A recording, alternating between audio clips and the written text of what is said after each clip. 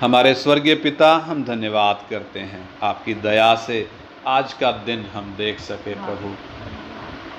1 सितंबर महीने का पहला दिन प्रभु, धन्यवाद करते हैं। पिछले महीने अगस्त में एक दिन आपने संभाला, अपने अनुग्रह के द्वारा चलाया। इस नए महीने में प्रवेश करने के लिए हमें अवसर दिया है। धन्यवाद प्रभु। बीते महीने में जो बातें रह गई हैं प्रभु इस महीने में उन बातों को हम कर सकें पिता। हाँ पिता, और सिंसियर होकर और जागरूक होकर प्रभु, और आपके वचन को प्रभु और सीखते हुए आपके नज़दीक आ सकें, आपके और नज़दीक आ सकें और आपके ग्रहण योग्य जीवन जी सकें प्रभु। आपको प्रसन्न करने वाला हमारा जीवन हो सके, हम आपसे विनती करते हैं। इस सुबह के पहर में पवित्र आत्मा अपना वचन आप हमें खोल कर दो, अपना वचन हमें सिखाओ प्रभु, ताकि हे परमेश्वर वचन में हम और मजबूत हो जाएं प्रभु। हमारा चाल चलन इस वचन के अनुसार हो सके, हमारी सहायता करें प्रभु। आपके हाथ में अपने जीवन देते हैं, यीशु मसीह के पवित्र नाम में मांगते हैं, आमीन आमीन। पिछले दिनों से हम जो सीख रहे हैं, जो विषय हम देख रहे हैं, अनुग्रह की वाचा पुराने नियम में कैसे काम कर रही थी, कैसे कार्यकारी थी। उसमें सबसे पहले हमने देखा परमेश्वर ने पुराने नियम में अनुग्रह की वाचा के तौर पर उन लोगों को प्रतिज्ञाएं दी थी। नंबर 2, भविष्यवाणियां दी थी। नंबर 3, व्यवस्था दी थी। और आज हम देखेंगे नंबर 4, खतना रूपी चिन्ह दिया था। खतना रूपी चिन्ह पुराने नियम के संतों को परमेश्वर ने दिया था। उसके लिए हम पढ़ेंगे उत्पत्ति उसका 17 अध्याय 11 से 14 वचन। उत्पत्ति 17 अध्याय उसका 11 से 14 वचन, जहाँ परमेश्वर अब्राहम के साथ वाचा का चिन्ह स्थापित कर रहा है। तुम अपनी अपनी खलड़ी का खतना करा लेना। जो वाचा मेरे और तुम्हारे बीच में है उसका यही चिन्ह होगा। पीढ़ी पीढ़ी में केवल तेरे वंश ही के लोग नहीं, पर जो तेरे घर में उत्पन्न हो अथवा परदेशियों से रूपा देकर मोल लिया जाए, ऐसे सब पुरुष भी जब 8 दिन के हो जाएं, तब उनका खतना किया जाए।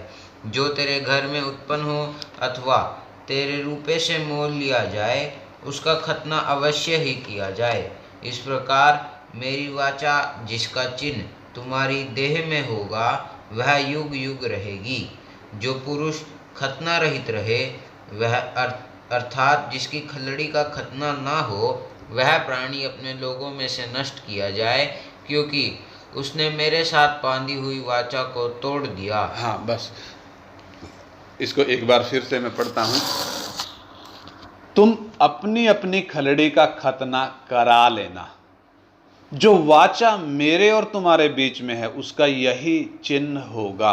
पीढ़ी से पीढ़ी में केवल तेरे वंश ही के लोग नहीं, पर जो तेरे घर में उत्पन्न हो या परदेशियों को चांदी देकर मोल लिए जाएं, ऐसे सब पुरुष भी जब 8 दिन के हो जाएं, तब उनका खतना किया जाए। जो तेरे घर में उत्पन्न हो अथवा जो तेरी चांदी से मोल लिया जाए, उसका खतना अवश्य ही किया जाए।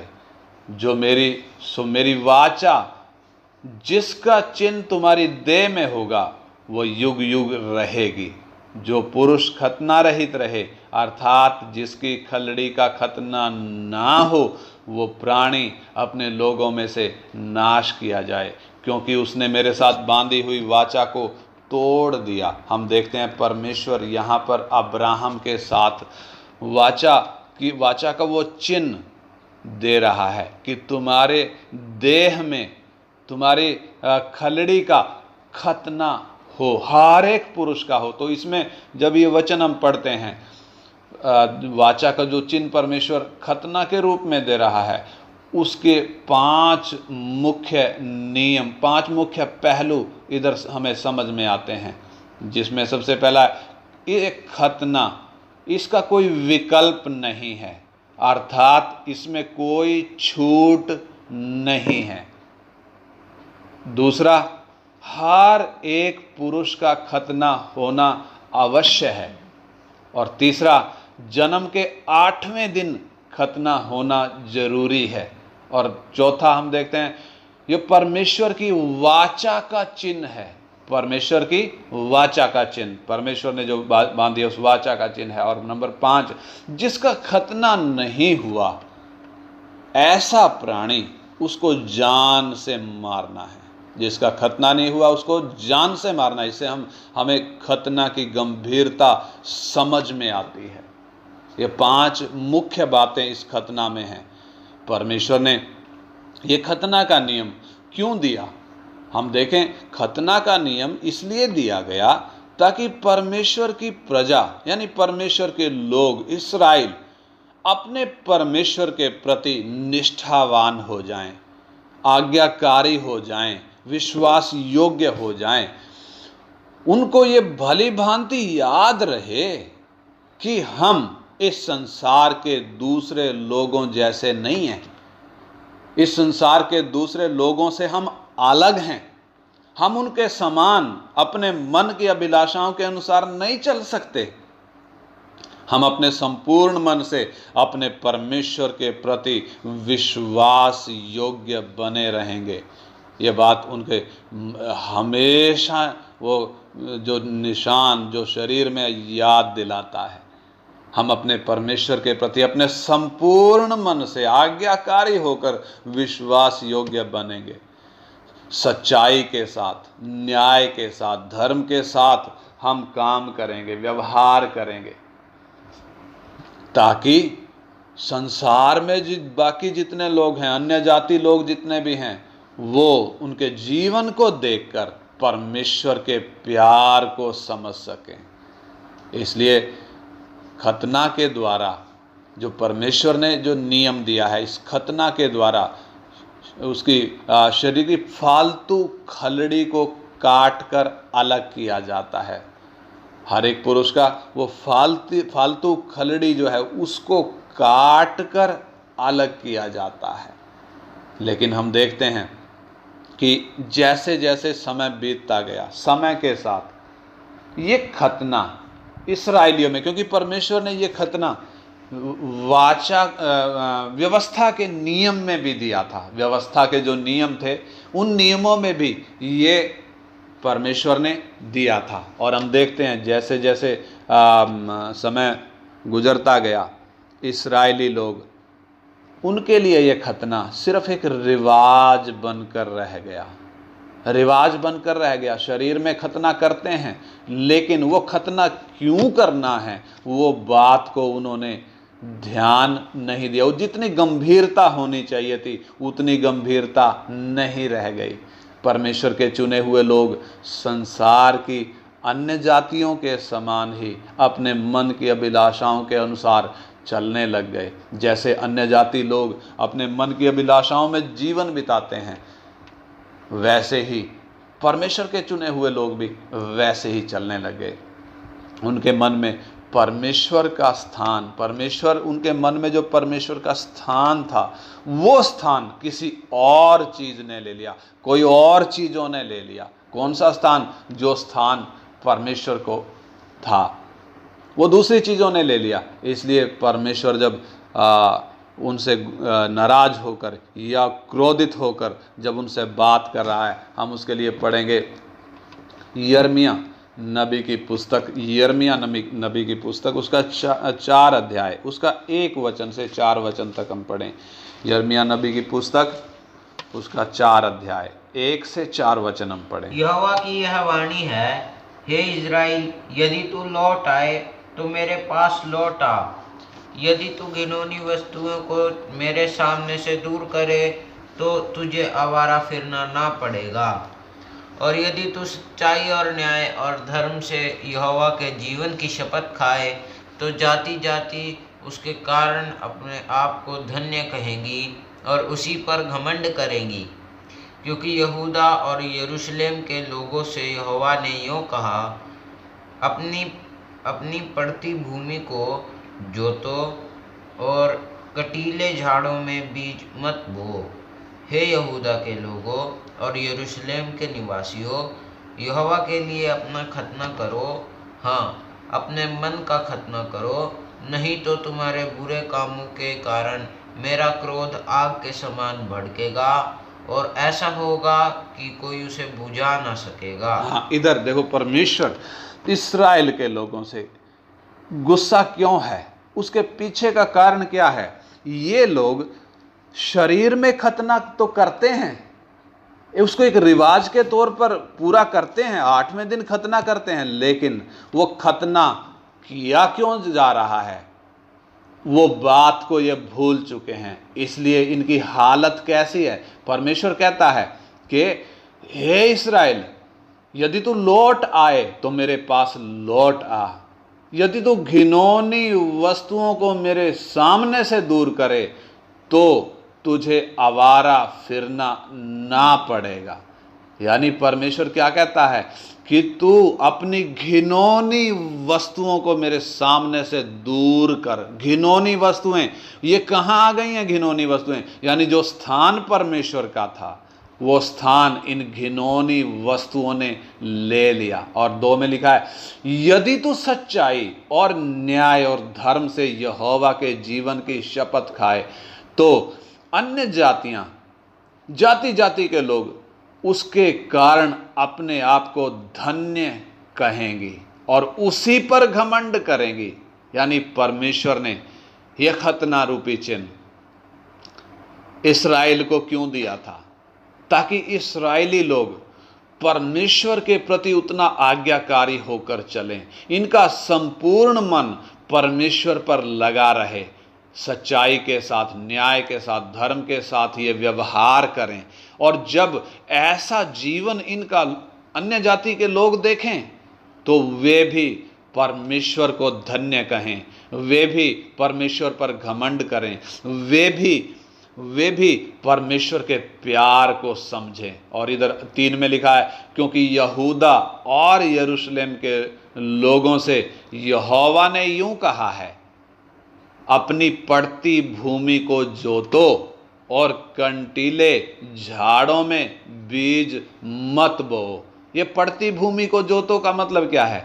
पड़ती भूमि किसे कहते हैं? पड़ती भूमि वो है जिसको कुछ टाइम के लिए खाली छोड़ा जाता है, उसमें फसल उगाई नहीं जाती। उसके पीछे का कारण क्या है? उसको इसलिए छोड़ा जाता है ताकि कुछ समय वो भूमि विश्राम करे, ताकि उसकी जो उपजाऊ शक्ति है वो बढ़े, उस भूमि को विश्राम मिले और कुछ टाइम के बाद फिर उसको दोबारा बोया जाता था। तो प्रभु कहता है, वो जो पड़ती भूमि पड़ी हुई है जिसमें कुछ बोया नहीं गया है, उस भूमि को तुम जोतो और कंटीले झाड़ों में बीज मत बो। कंटीले, वो पड़ती भूमि कौन सी है? ये लोगों का मन। लोगों का मन देखें तो कैसा हो गया है, कंटीले झाड़ उनमें उगाए हैं। प्रभु कहता है, ये कंटीले झाड़ों को पहले निकालो, कंटीले झाड़ निकाल कर फिर बीज बो। यानी परमेश्वर का वचन, परमेश्वर के नियम, परमेश्वर की आज्ञाएं इस्राएल के कब समझ में आएंगी? जब उनके मन के अंदर के सारे कंटीले झाड़ हट गए हैं। उन्होंने अपनी पड़ती भूमि को जब जोता है तभी सही से फल आएगा, नहीं तो बीज बोने का कोई औचित्य रहेगा ही नहीं। और 4 में परमेश्वर कहता है, हे यहूदा के लोगों और यरूशलेम के निवासियों, यहोवा के लिए अपना खतना करो। यहोवा के लिए अपना खतना करो, हाँ, अपने मन का खतना करो, नहीं तो तुम्हारे बुरे कामों के कारण मेरा क्रोध आग के समान भड़केगा और ऐसा होगा कि कोई उसे बुझा ना सकेगा। इधर हम देखते हैं परमेश्वर ये खतना के विषय में क्या कह रहा है। कहता है, यहोवा के लिए अपना खतना करो, अपने मन का खतना करो। यानी वो जो शरीर में खतना दिया था, शरीर में जो खलड़ी, फालतू खलड़ी काट कर अलग करनी थी, वो वास्तव में एक टोकन था, एक चिन्ह था, एक संकेत था। किस चीज का? मन की फालतू खलड़ी काटने के लिए। इसलिए प्रभु इधर क्या कहता है कि अपने मन का खतना करो, नहीं तो तुम्हारे बुरे कामों के कारण मेरा क्रोध आग के समान भड़केगा। इधर क्या बात हमारी समझ में आ रही है? इस्राएल ने घिनौनी वस्तुओं को अपना लिया। घिनौनी वस्तुएं कौन सी हैं? अन्य जाति देवी देवता अपना लिए। यानी जो मन परमेश्वर के पीछे जाना था, वो मन अब किन के पीछे जा रहा है? ये घिनौनी वस्तुओं के पीछे जा रहा है। उसमें कांटे उग आए हैं। इनके मनों में क्या उग गए? कांटे उग गए हैं। फसल उग नहीं रही है, खाली पड़ी है। बीज बोने से कोई फायदा नहीं हो रहा है। मनों में कंटीले झाड़ पैदा हो चुके हैं। परमेश्वर कहता है तुम्हारे बुरे कामों के कारण मेरा क्रोध आग के समान भड़केगा और ऐसा होगा कि कोई उसे बुझा ना सकेगा। यानी वाचा का ये चिन्ह खतना, इसके लिए जरूरी क्या है? शरीर में परमेश्वर ने पुराने नियम में दिया था, लेकिन वास्तव में ये शरीर का एक रिवाज नहीं है। जब ये खतना शरीर में लेकर एक व्यक्ति चल रहा है, उसका मन परमेश्वर के प्रति पूरे तौर पर समर्पित है।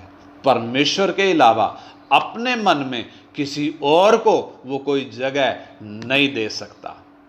और जब इस्राएलियों ने ये उल्लंघन किया, परमेश्वर उनको इस तरीके से चेतावनी दे रहा है कि तुम्हारे बुरे कामों के कारण मेरा क्रोध आग के समान भड़केगा और कोई बुझाने वाला ना होगा।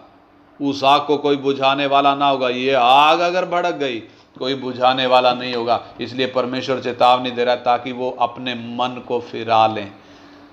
हालेलुया। परमेश्वर ने, यानी हम देखें तो खतना का चिन्ह क्यों दिया था? ताकि इस बात की गंभीरता को समझ सकें कि उनके शरीर का नहीं बल्कि मन का खतना हुआ है। शरीर का नहीं बल्कि किस चीज़ का खतना हुआ है? मन का खतना हुआ है। अगर हम व्यवस्था विवरण पढ़ें तो व्यवस्था विवरण उसका हम पढ़ें 10 अध्याय का 16 वचन। व्यवस्था विवरण 10 अध्याय का 16 वचन पढ़ें।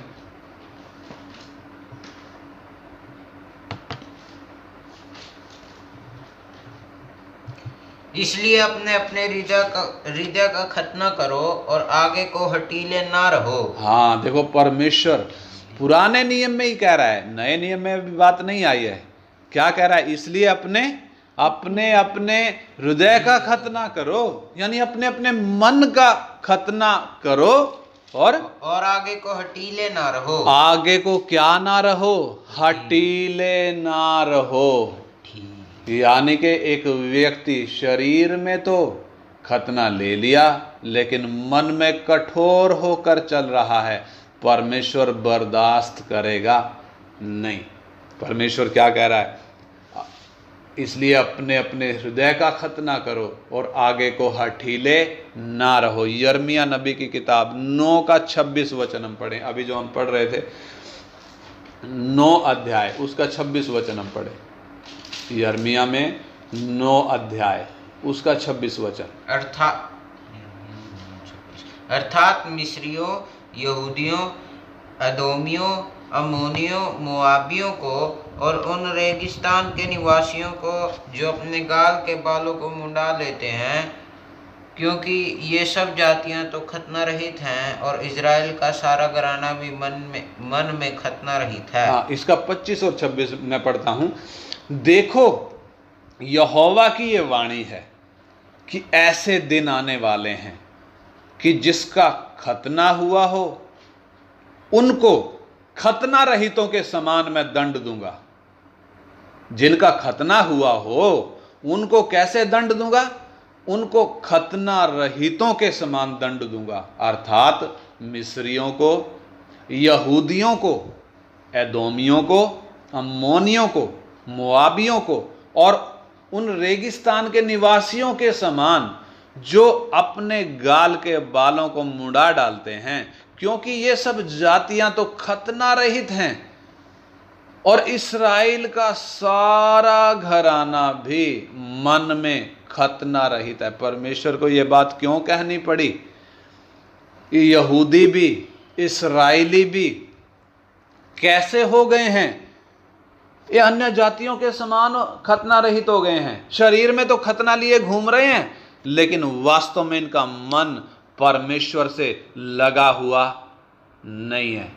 इसलिए परमेश्वर क्या चेतावनी दे रहा है कि मैं इन खतना वालों को, जो शरीर में खतना लेकर घूम रहे हैं, खतना रहितों के समान क्या दूंगा? दंड दूंगा। यानी परमेश्वर ने, हम ध्यान दें, परमेश्वर ने शारीरिक खतना के द्वारा ये वाचा का चिन्ह जो दिया था, ये इसलिए दिया था ताकि जिसने ये खतना ले रखा है उसका मन पूरी तौर से परमेश्वर के प्रति विश्वास योग्य रहे।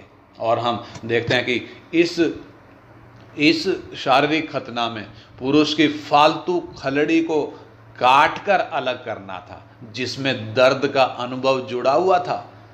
दर्द का अनुभव जुड़ा हुआ था। हम देखते हैं उसमें निर्गमन 4 अध्याय में, जब मूसा को परमेश्वर ने मिस्र में भेजा है, मिस्र से अपने लोगों को छुड़ाने के लिए, उस वक्त जब वो झाड़ी का अनुभव, जलती झाड़ी का अनुभव पाने के बाद परमेश्वर से जब वो असाइनमेंट लेकर, वो आज्ञा लेकर मूसा जब मिस्र जाने को निकला है, और रास्ते में जब वो एक सराय में रुका हुआ है, उधर लिखा है कि परमेश्वर का क्रोध मूसा पर भड़का। क्यों भड़का? और लिखा है कि परमेश्वर ने उसे मार डालना चाहा। कारण उसके पीछे उसके बच्चे बड़े हो गए, लेकिन उसने क्या नहीं किया? अभी तक खतना किया ही नहीं, खतना नहीं किया। तब उसकी पत्नी सिप्पोरा ने खतना किया है और अपने पति को, यानी मूसा को, वो बहुत कोस रही है कि तू खून बहाने वाला पति है, खून बहाने वाला पति है। इससे क्या हमें पता चलता है? परमेश्वर ने मूसा को क्यों मार डालना चाहा? परमेश्वर का क्रोध मूसा पर क्यों भड़का? तूने अपने बच्चे का खतना क्यों नहीं किया? यानी परमेश्वर ने पहले ही नियम दिया था कि जो कोई प्राणी खतना रहित रहे उसको मार डाला जाए। और हम देखते हैं कि ये 8वें दिन खतना होना था। 8वें दिन खतना क्यों होना था? उसके पीछे का कारण क्या है? उसके दो मुख्य बातें हैं उसमें। 8वें दिन खतना जब होता है तो 8वें दिन, उसके पीछे का कारण यह है कि 8वें दिन खून जल्दी जमने लगता है।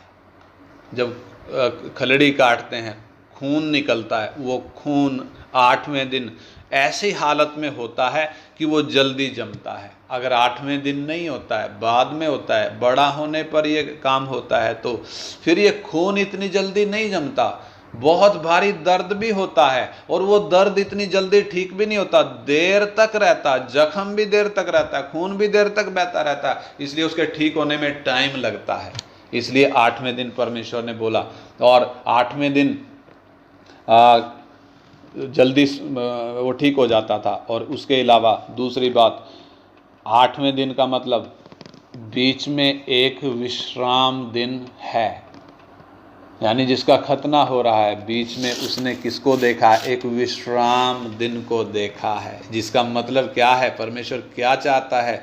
अर्थात परमेश्वर चाहता है कि हम परमेश्वर में विश्राम करें।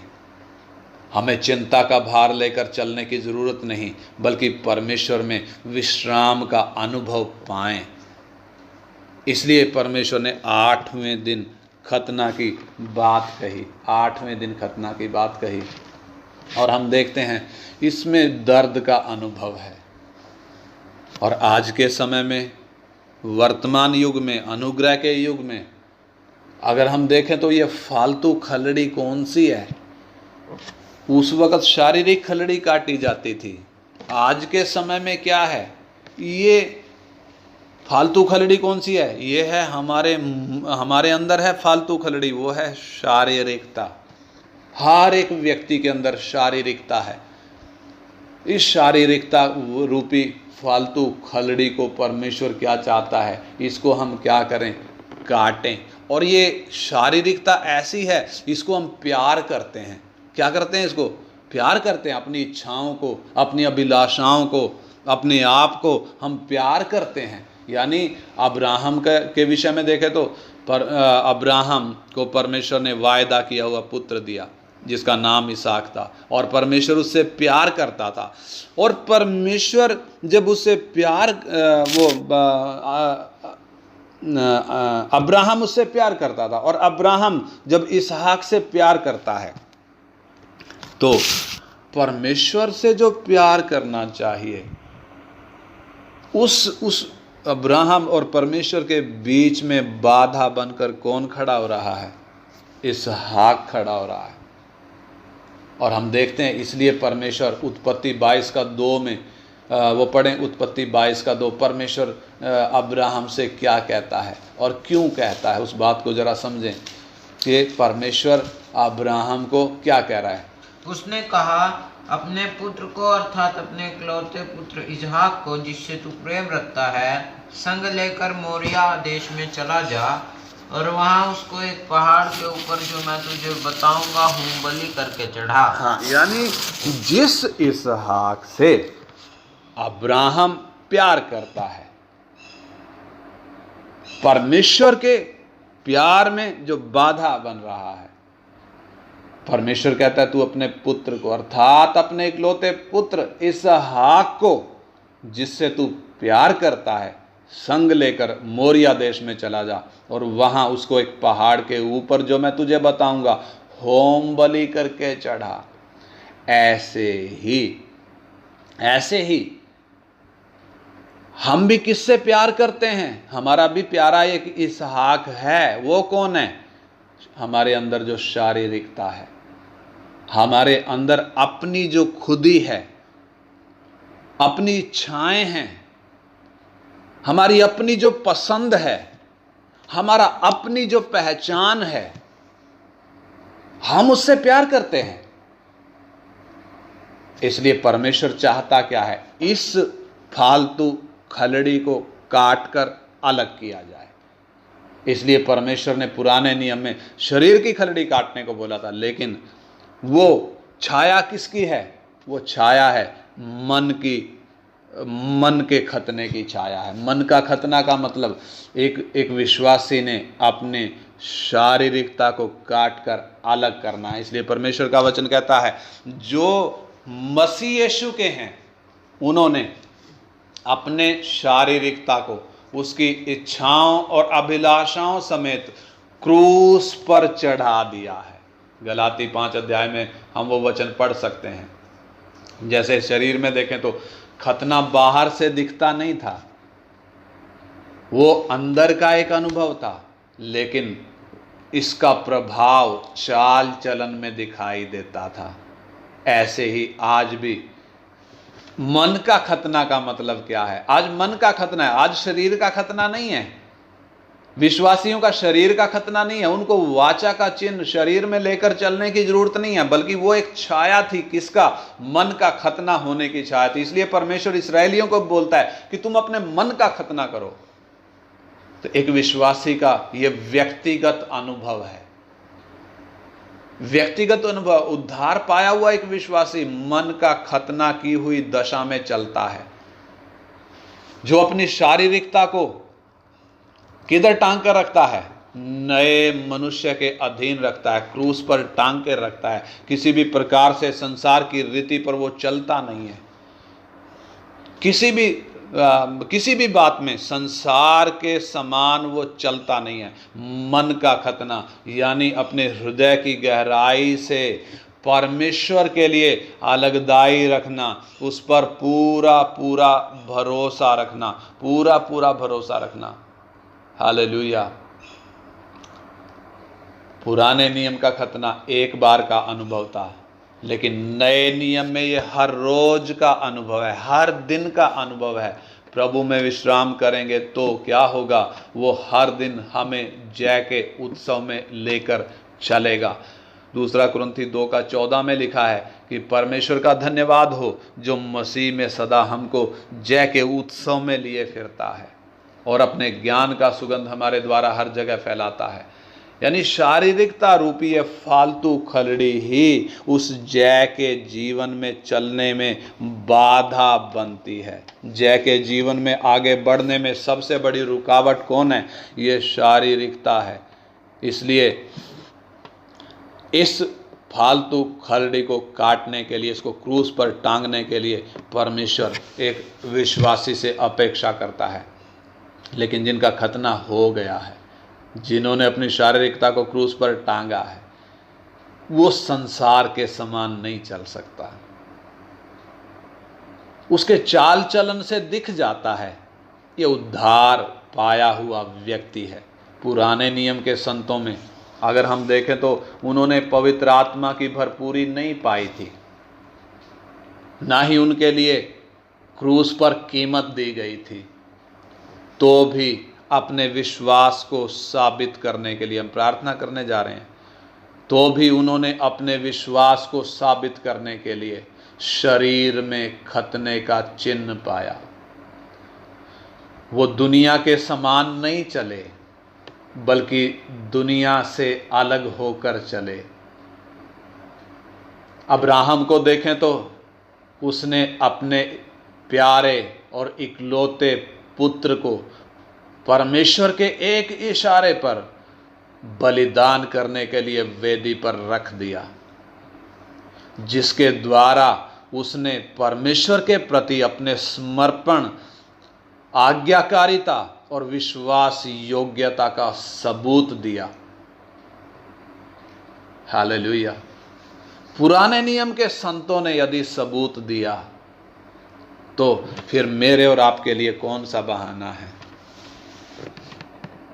क्या हमें उससे बढ़कर सबूत नहीं देना पड़ेगा? नहीं देना चाहिए।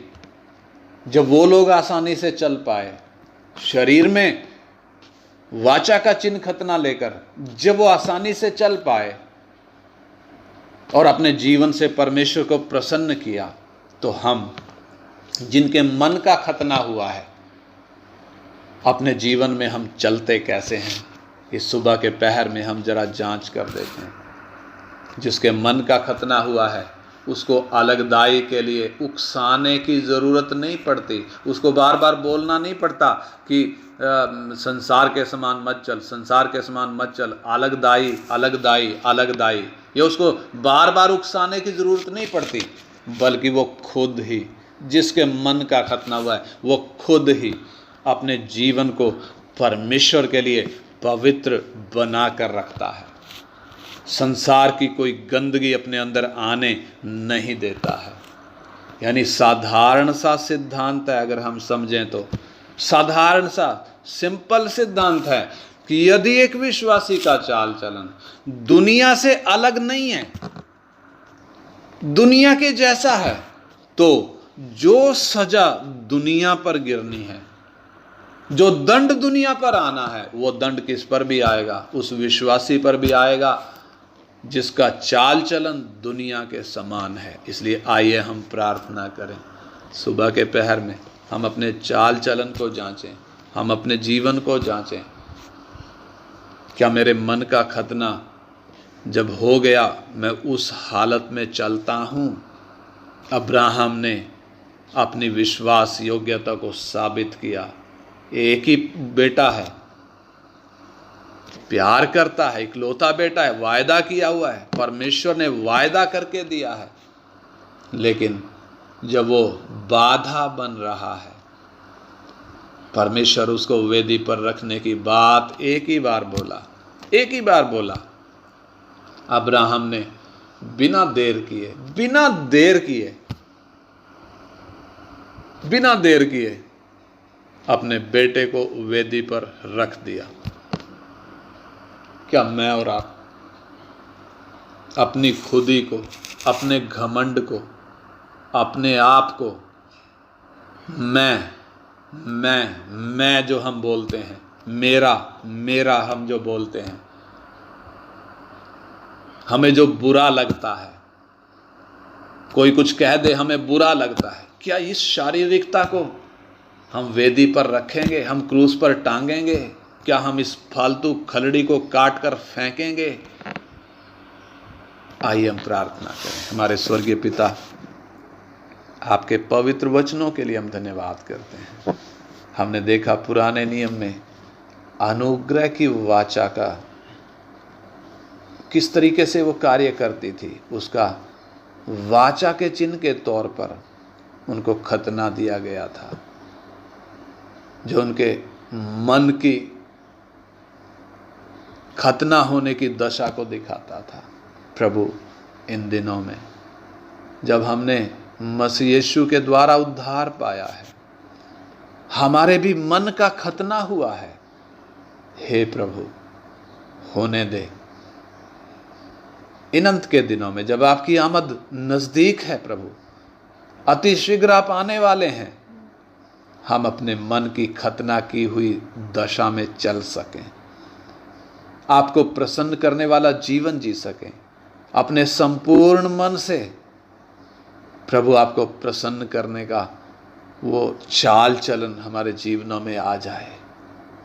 प्रभु, हम अपने संपूर्ण मन से आपके वचन के प्रति आज्ञाकारी हो जाएं, ताकि आपको प्रसन्न करने वाला जीवन जी सकें, ताकि हमारे जीवनों से दूसरे लोग भी आशीष पाएं, विश्वासी भी और अन्य जाति भी। प्रभु, हमारा जीवन देखकर आपके प्यार को समझें। ऐसा चाल चलन होने के लिए हम एक एक की आप सहायता करें पिता। आपके हाथ में हम अपने जीवनों को सौंपते हैं पिता। प्रार्थना हमारे उद्धारकर्ता और प्रभु यीशु मसीह के पवित्र नाम में मांगते हैं, आमीन। आमीन।